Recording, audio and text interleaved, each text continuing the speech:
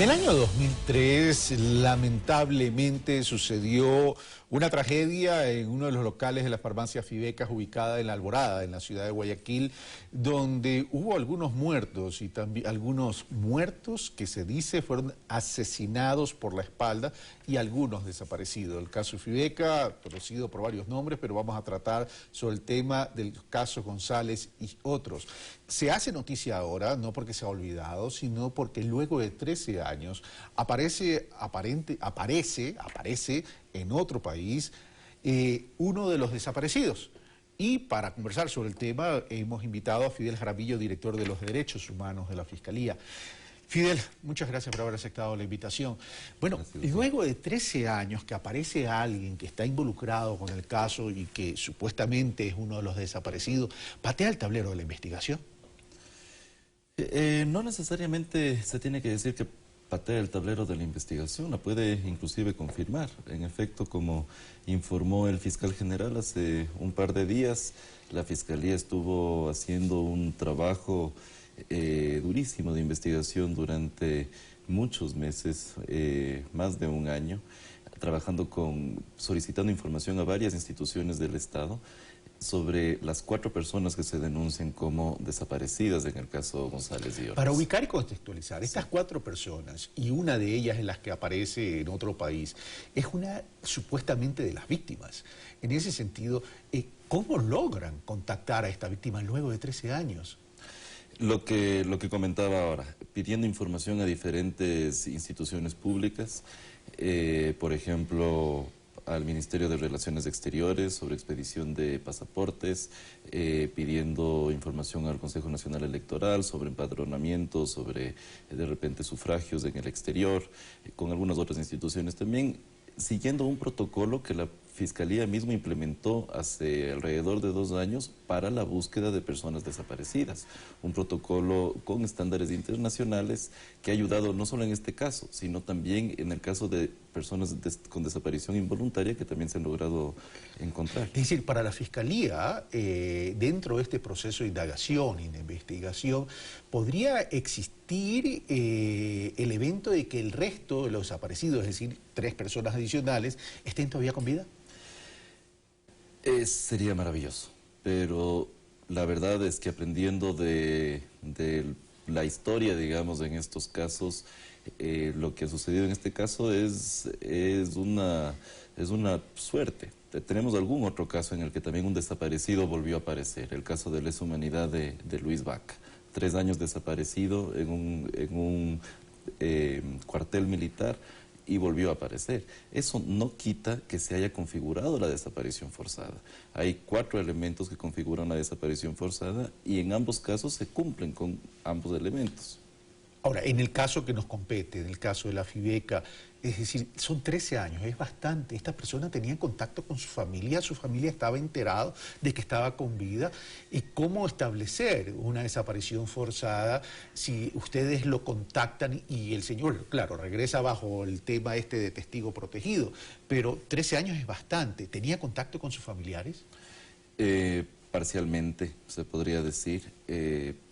Hay que entender que la situación en la que esta persona salió del país para salvar su vida realmente fueron dramáticas y se puede entender que haya querido cortar todo tipo de conexión, todo tipo de nexo con el Ecuador por si acaso se le pueda ubicar nuevamente. Sin embargo, claro, sí tenía contacto con algunos familiares de aquí y también en el país donde estaba tenía familiares. Ahora, se espera que esta persona, el día lunes, si no me equivoco, que es la audiencia, aporte dentro del proceso de investigación.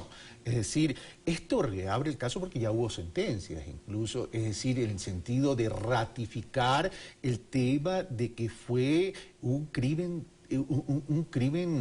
no sé si llamarlo, jurídicamente se le puede llamar un crimen de lesa humanidad. Bueno, este es un caso no de lesa humanidad, es un caso de grave violaciones de derechos humanos. Justamente porque el actuar de este grupo de policías en el caso de González y otros no obedece a una política de Estado, como en otras épocas, en los 80s, sí puede haber obedecido. O sea, no fue algo direccionado. No fue algo direccionado necesariamente desde la política estatal, sí desde este grupo de policías que tuvieron esta planificación. Esto tiene sentencia para la parte de ejecuciones extrajudiciales. Explico aquí cómo trabajó la Fiscalía. Para los hechos que sucedieron en la farmacia en Guayaquil en noviembre del 2003, hubo 8 muertos y 4 desaparecidos. Se investigó inicialmente la muerte de estas 8 personas, que es lo que usted decía, se pudo constatar, ya está comprobado científicamente que fueron todas ejecutadas boca abajo en contra del suelo, las 8 personas. Y la segunda parte de la investigación por otro delito diferente era la de desaparición forzada, que es lo que estamos llevando a cabo en este momento. El lunes comienza puntualmente ya la etapa procesal, es la formulación de cargos. La desaparición forzada imputable a las mismas personas que ya están sentenciadas. A las mismas personas que están, a muchas de las mismas personas que están sentenciadas por otro delito, están sentenciadas por ejecución extrajudicial. Con lo cual podrían acumular penas. Entonces, si es que en el evento que salgan responsables o designados como culpables de la desaparición forzada. Esto sería ya obviamente decisión del juez, pero sí, hay muchas de las mismas personas que van a volver a ser juzgadas por este otro delito y unas cuantas personas más. Se formula cargos en contra de 15 personas del día lunes. Dentro de la investigación y del proceso del que ya terminó y del que fueron sentenciados, sí, se estableció un móvil, es decir, si no estamos hablando de algo direccionado, ¿qué lleva a estos policías o qué llevó a estos policías a cometer este tipo de transgresión, este tipo de delito? No, lo más importante quizás que se demostró en la primera parte de esta investigación fue desbaratar más bien las historias oficiales. Se decía que el móvil era frenar un grupo sumamente peligroso de asaltantes que tenían amenazados al alcalde de Guayaquil, a otras autoridades, y se pudo comprobar que nada de esto fue cierto. Más bien que el grupo estaba infiltrado, que estaba preparada esta especie de encelada y que estaban ya las decisiones tomadas para qué hacer con las personas que iban a estar ahí ya disminuidas. Pero Fidel, ¿tú te refieres al tema FIVECA específicamente o en general? Tema FIVECA. Es decir, pero las personas que desaparecieron, las personas que fueron víctimas, ¿tenían antecedentes penales? ¿Tenían antecedentes de actividades irregulares? Algunas personas se tiene conocimiento que que formaban parte de un grupo de asaltantes. Ahora, eso es lo que no viene realmente a formar parte de la historia y muchas veces se nos ha querido llevar la atención para allá.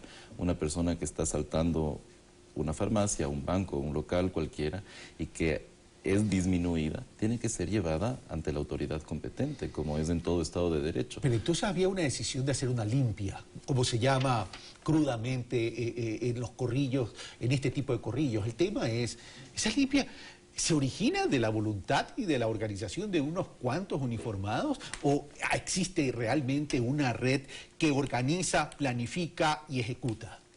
Bueno, el operativo fue organizado, como se dijo ya en la sentencia, por Eduardo González, que ahora está prófugo, ¿no? Eduardo González también se demostró en esa audiencia, fue parte de varios operativos, en el que acumuló alrededor de 40 personas fallecidas. Hay el operativo en Babahoyo, en el Filambanco, murieron más de 10 personas, y así hubo algunos. Entonces, sí hay un patrón, o se podría establecer un patrón, que es lo que la Fiscalía está investigando con los demás casos, con respecto al actuar de ciertas personas que estuvieron involucradas en este caso. Ahora, ¿cuál es el siguiente paso? La audiencia del día lunes. Esto es bueno, no borrón ni cuenta nueva, pero es un proceso completamente nuevo. Es un proceso completamente nuevo. Formulamos cargos ese día contra 15 personas. El juez dictará las medidas cautelares que considere necesarias para asegurar que esas 15 personas estén durante el proceso judicial y posteriormente, a renglón seguido, la Fiscalía solicitará una fecha y una hora para que la persona, el desaparecido que ha aparecido, pueda rendir su testimonio anticipado. Dos cositas, 15 personas, ¿esto significa más de los que ya fueron sentenciados? No, dentro de estas 15 personas están 10 que ya fueron juzgados. Por eso, hay 5 que son distintas. Así es. Es decir, pero recién salen dentro de este proceso de investigación o ya fueron también investigados en el proceso anterior. Algunas fueron investigadas inicialmente en el proceso anterior, pero hay personas nuevas, porque es otro delito. Entonces hay otras acciones, hay otras omisiones que también conllevan responsabilidad penal, podrían conllevar responsabilidad penal. Ok, me imagino que esto lo vamos a conocer en la audiencia, no se puede anticipar temas por temas del reserva proceso legal, y de reserva legal. Ahora, esta persona que apareció y que aparentemente podría aportar mucho en la investigación, sobre todo en la asignación de responsabilidades, podría ser la persona que en la foto que se hizo pública, que se viralizó en ese momento, para utilizar un término actual, era la persona que lo llevaban con la cara cubierta. Justamente por el momento en el que estamos no puedo yo dar el nombre de la persona que ha reaparecido. Sí puedo afirmar que no es la persona que sale en la foto famosa, que se hizo famosa del caso. No es esa persona. persona. No es esa persona. Bueno, vamos a esperar entonces ya los resultados del proceso y de la audiencia. Esto puede demorar todavía un buen tiempo más. Sí, comienza el lunes con la formulación de cargos, de ahí existen 90 días de instrucción fiscal para pasar de ahí a la audiencia preparatoria y continuar con el proceso. El tema de testigo protegido, y con esto termino, la persona va a declarar, va a ser visible su declaración, va a ser pública su declaración, o como es testigo protegido, esto va a estar en la máxima reserva para proteger su identidad. A partir del día lunes que ya comienza formalmente el proceso penal y ya la información es pública. Es decir, se va a conocer la identidad de la persona. Se va a conocer la identidad de la persona, el expediente, el proceso va a estar también abierto, ya va a ser un documento público. ¿La familia de este testigo protegido sabe ya quién es? Sí. Okay. Fidel Jaramillo, muchas gracias por estar con nosotros. Muchas gracias. Bueno, amigos televidentes, realmente es un tema que impacta, ¿no? No solo por lo sucedido, que evidentemente es una tragedia y hay que sancionarla con todo el rigor de la ley, sino también es una noticia impactante. Luego de 13 años aparece una de las personas desaparecidas y genera una expectativa en cuanto a su declaración, en cuanto a su explicación del por qué 13 años, si mantuvo contacto, si sabe dónde están los otros 3 desaparecidos y aportar en el caso que es necesario, imprescindible, conocer la verdad. Que recordemos que esto es parte de la Comisión de la Verdad también. Bueno, esto fue Pensamiento Crítico, soy Carlos Rabascal, los espero el día de mañana. Sigan en la sintonía de Ecuador TV. Gracias.